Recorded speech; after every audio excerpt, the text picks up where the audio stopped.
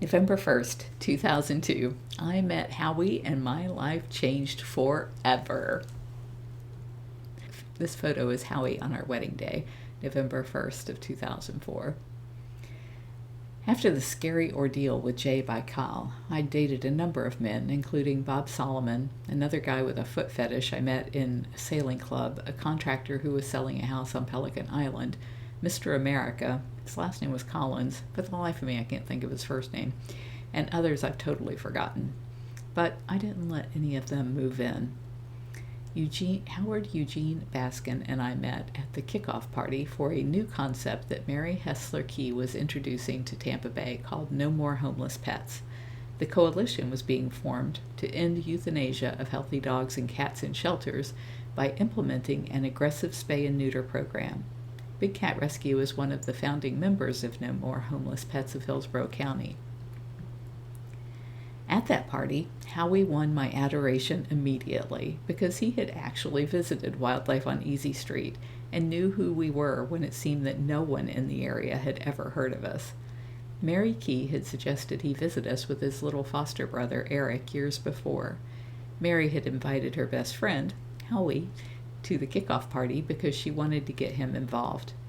At dinner parties, Howie is always the one who tells our meeting story, but this time I get to tell it. Mary had sent out paper invitations to the kickoff party at the Florida Aquarium for 5 p.m., but she later sent out an email changing the time to 5:30. Of all of the people who got invitations, Howie and I were the only ones who didn't read the email because we already had the paper invites. At 5 p.m. when I arrived at the aquarium, there was just one person going up the ramp ahead of me. He was tall, thin, wearing a gray suit, and had a spine that bent slightly to the left. His gait was stiff, and I thought to myself, I could sure loosen him up.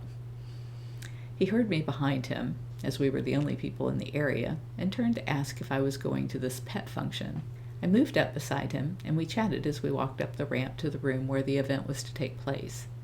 Arriving, there was one whole wall of glass and a beautiful fish on the other side. The room was full of candlelit tables, and there was a bartender in the corner of the room. Howie said it was pretty odd that no one, not even the host, Mary, was here, suggesting that maybe they were in another room. He went up to the bartender and asked. Coming back to where I was sitting at a table, he said, "Turns out the whole thing was a sham that Mary set up so you and I would meet." He's always been good at delivering a straight-faced one-liner, and I was speechless. Once he saw that his statement had its desired effect, he confessed that the event wasn't supposed to start until 5:30, and we later learned from Mary about the content of the email correcting that. I was smitten immediately.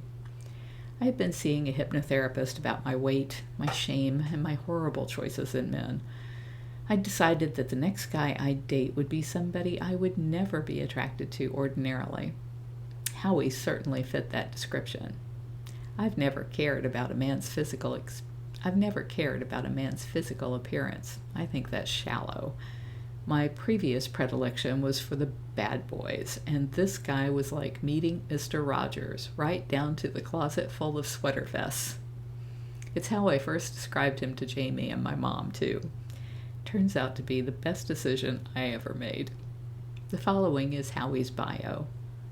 Mr. Baskin is a semi-retired management consultant who works with early-stage and fast-growing companies in the areas of strategic planning, finance, and operations.